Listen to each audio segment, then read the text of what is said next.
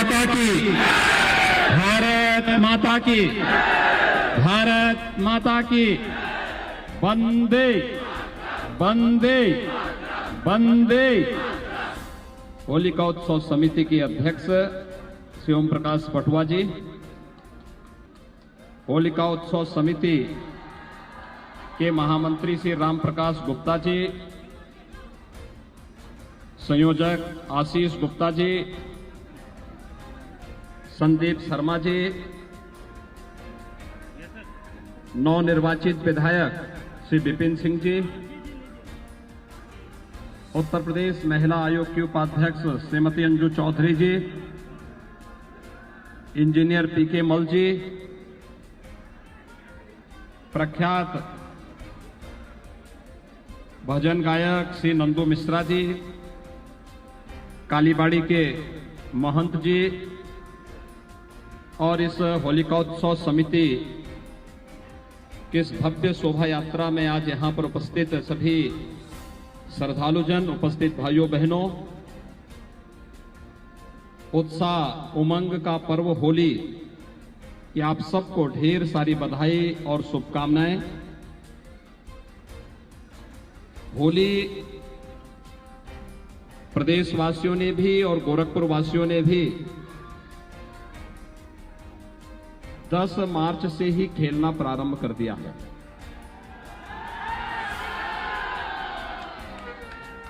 मैं सबसे पहले आप सभी गोरखपुर वासियों को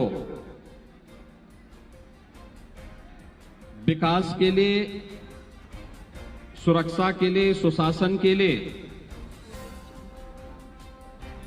एक लोकप्रिय सरकार देने के लिए हृदय से धन्यवाद देता हूं। आप सबके प्रति आभार भी व्यक्त करता हूं।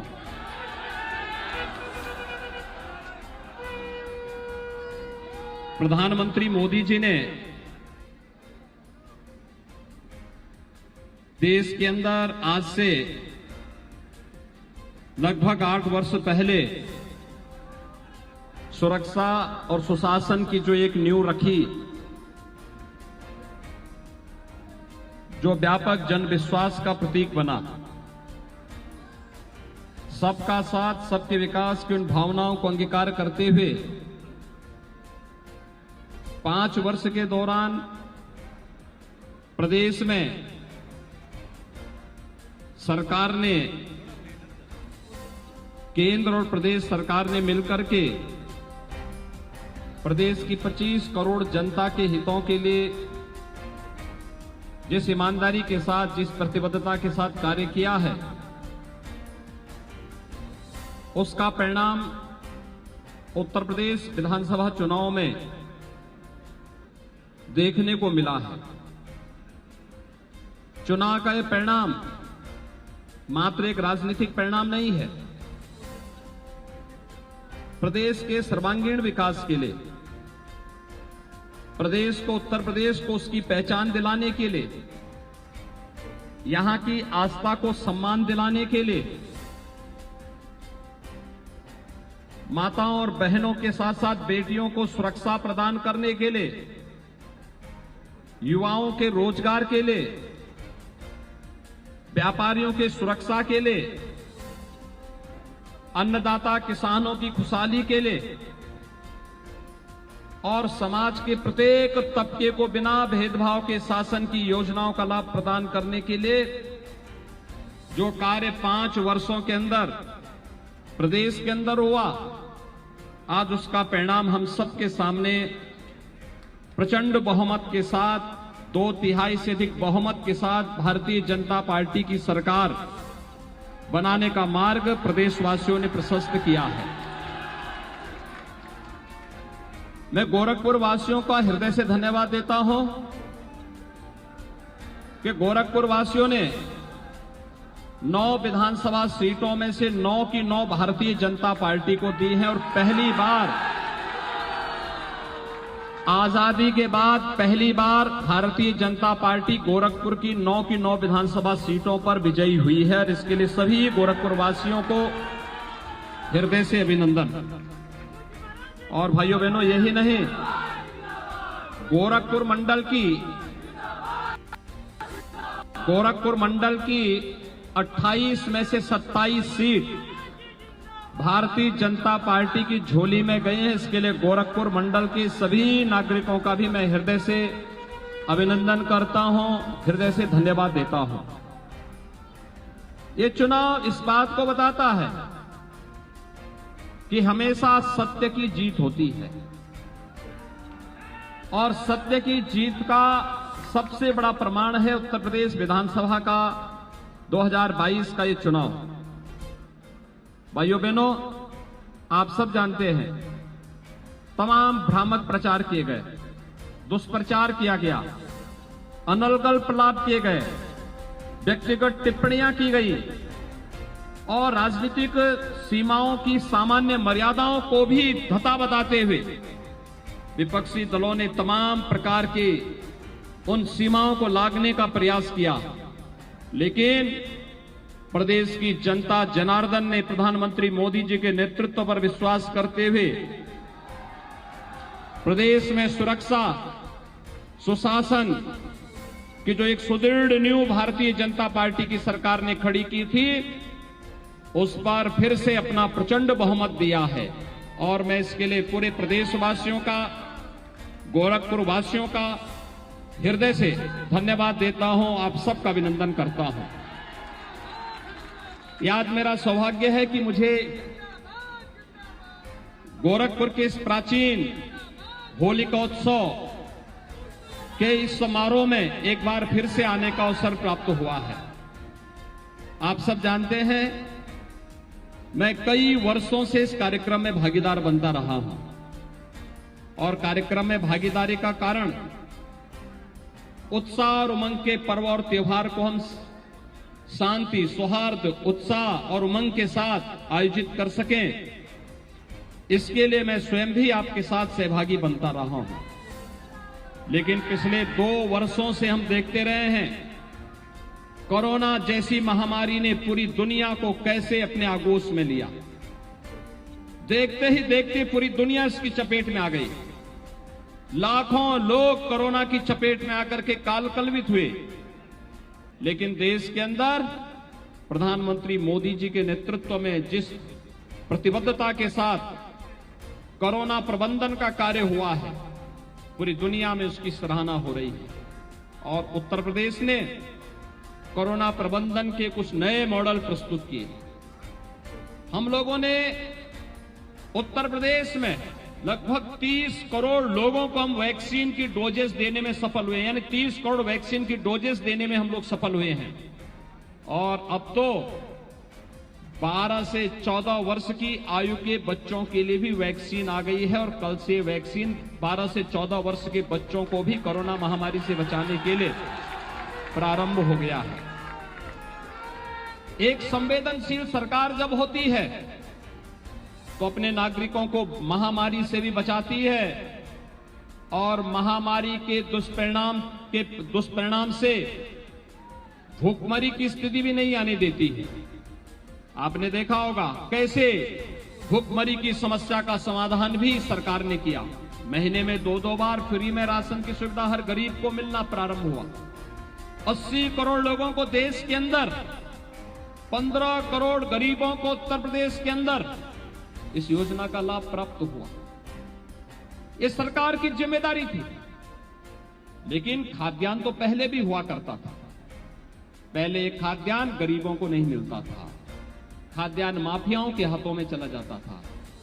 आज माफिया किसी गरीब के अधिकार पर डकैती नहीं डाल सकता है।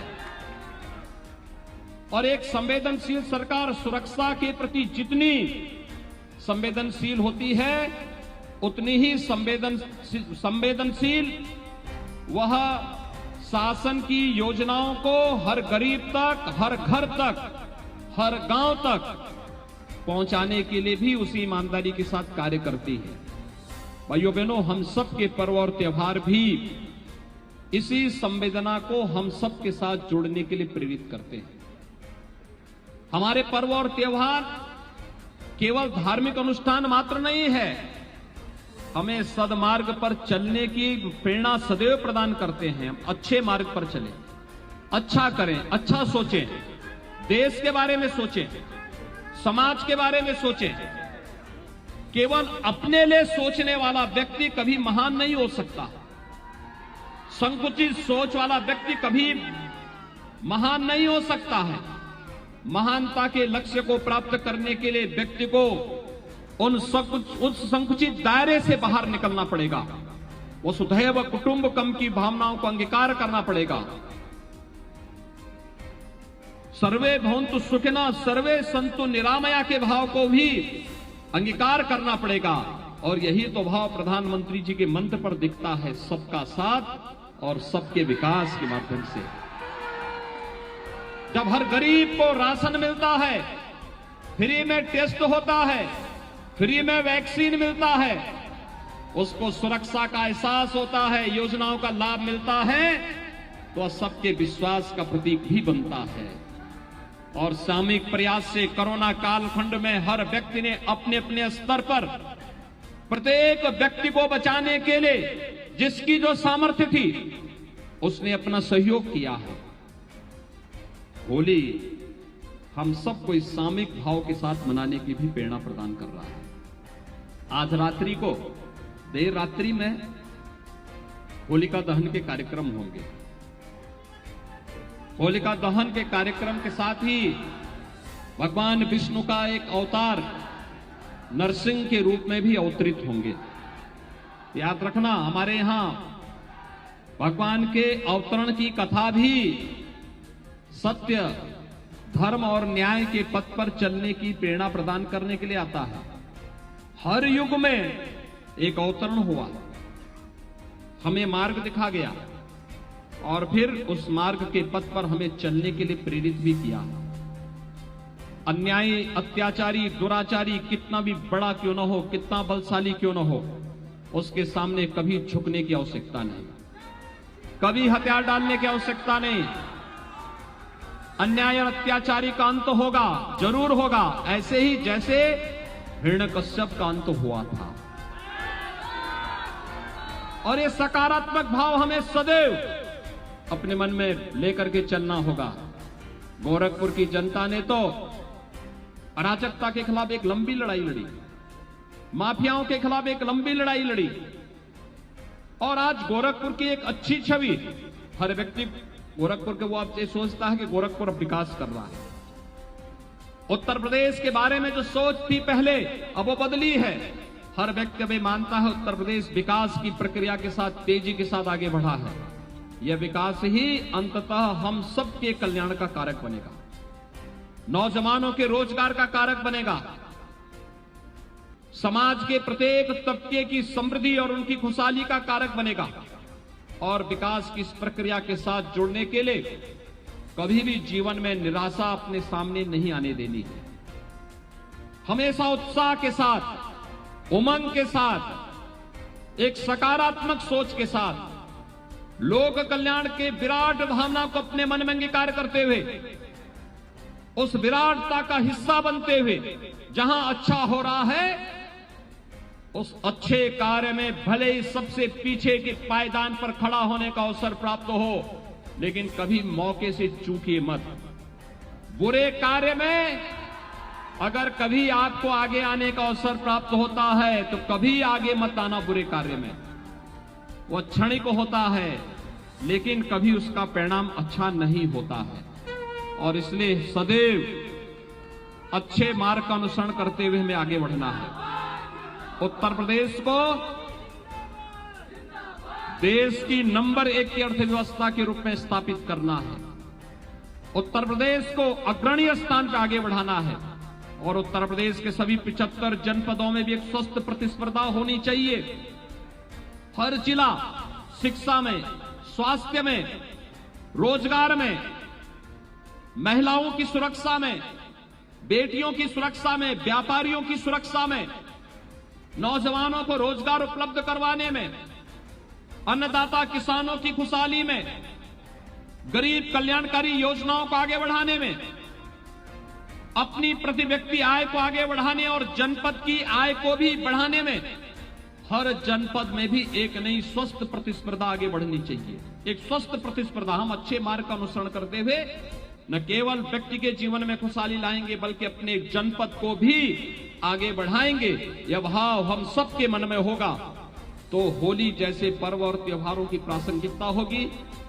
आज रात्रि में होलिका दहन के कार्यक्रम होंगे। मेरी आप सबसे अपील होगी बहुत शांतिपूर्ण तरीके से, उत्साह के साथ। याद रखना, जोश में कभी होश नहीं खोना चाहिए, जोश के साथ होश भी हमें होना चाहिए। उत्साह हो, उमंग भी हो, लेकिन साथ साथ हर एक व्यक्ति की भावनाओं का भी ध्यान रखना होगा। अगर कोई व्यक्ति अपने ऊपर रंग गुलाल नहीं डालना चाहता है, कतई मत डालिए। हो सकता है स्वास्थ्य खराब हो सकता है उनके पारिवारिक कोई समस्या हो। स्वेच्छा के साथ जो लोग रंग गुलाल डालने के इच्छुक हों, आप उनके साथ जरूर खेलें। गंदगी न डालें, बीमार हो सकता है। आंखों के ऊपर न डालें। बहुत शालीनता के साथ, उत्साह और उमंग के साथ हम इन पर्व और त्योहारों को मनाते हुए अगर आगे बढ़ेंगे, हजारों वर्षों की विरासत को सजोए हुए हमारा भारत और हमारा सनातन हिंदू धर्म बड़े गर्व के साथ कह सकता है कि हमने दुनिया को बहुत कुछ दिया है। और ये पर्व और त्योहार उसी श्रृंखला के हिस्से हैं। सामाजिक समता का पर्व है। कहां जातिवाद है इसमें, कहां क्षेत्रवाद है? इतने हजारों लोगों के बीच में कोई बता पाएगा इसकी किसकी क्या जाति है? हम तो सब एक ही हैं। इस संकीर्ण सोच से ऊपर उठना पड़ेगा और विराटता को अपने साथ जोड़ते हुए हम सभी लोग मिलकर के कार्य करेंगे। इस विश्वास के साथ आज रात्रि को होलिका दहन का कार्यक्रम और परसों 19 को रंगोत्सव का कार्यक्रम धूमधाम के साथ होना चाहिए। लेकिन कहीं भी कोई ऐसा कार्य नहीं होना चाहिए जो अनावश्यक रूप से शांति और सौहार्द के लिए अनावश्यक खतरा पैदा करे, अनावश्यक रूप से किसी को उसमें विघ्न बाधा डालने का अवसर मिले। ऐसी कोई भी स्थिति ना आने पाए, इस विश्वास के साथ आज रात्रि में भगवान विष्णु का एक अवतार नरसिंह के रूप में अवतरित होंगे। अधर्म और अत्याचार का समापन का एक नया संदेश आएगा और इस उत्सव के साथ हम सब जुड़ करके इस पर्व और त्योहार को बड़े हर्षोल्लास के साथ मनाएंगे। इस विश्वास के साथ मैं एक बार फिर से अभी यहाँ पर भगवान नरसिंह की आरती होगी। आरती के बाद फिर यहाँ पर कार्यक्रम होंगे। उसके बाद शोभा यात्रा आगे बढ़ेगी। शोभा यात्रा में भी आप बहुत शांतिपूर्ण तरीके से आगे बढ़ेंगे। इस विश्वास के साथ आप सभी के प्रति मैं अपनी मंगल में शुभकामनाएं देता हूं। पूरे प्रदेश वासियों को, पूरे गोरखपुर वासियों को होली की हार्दिक बधाई और मंगल में शुभकामनाएं और विश्वास व्यक्त करता हूं कि हम सभी लोग इस पर्व और त्योहार को शांति और सौहार्द के साथ संपन्न करके, आयोजित करके सभी लोग इसके साथ सहभागी बनेंगे। और यह वर्ष आपके लिए महत्वपूर्ण है कि कोरोना महामारी नहीं है तो हम लोग, क्योंकि विगत वर्ष तो इस समय कोरोना महामारी ने पूरे अपने आगोश में ले रखा था, लेकिन इस वर्ष काफी राहत है और कोरोना नियंत्रण में है। वैक्सीन अधिकतर लोग ले चुके हैं। जो लोग फिर भी बचे हैं, अवसर आने पर अवश्य अपना वैक्सीन जरूर ले लेंगे। आप सबके प्रति मेरी शुभकामनाएं। धन्यवाद। जय जय श्री राम।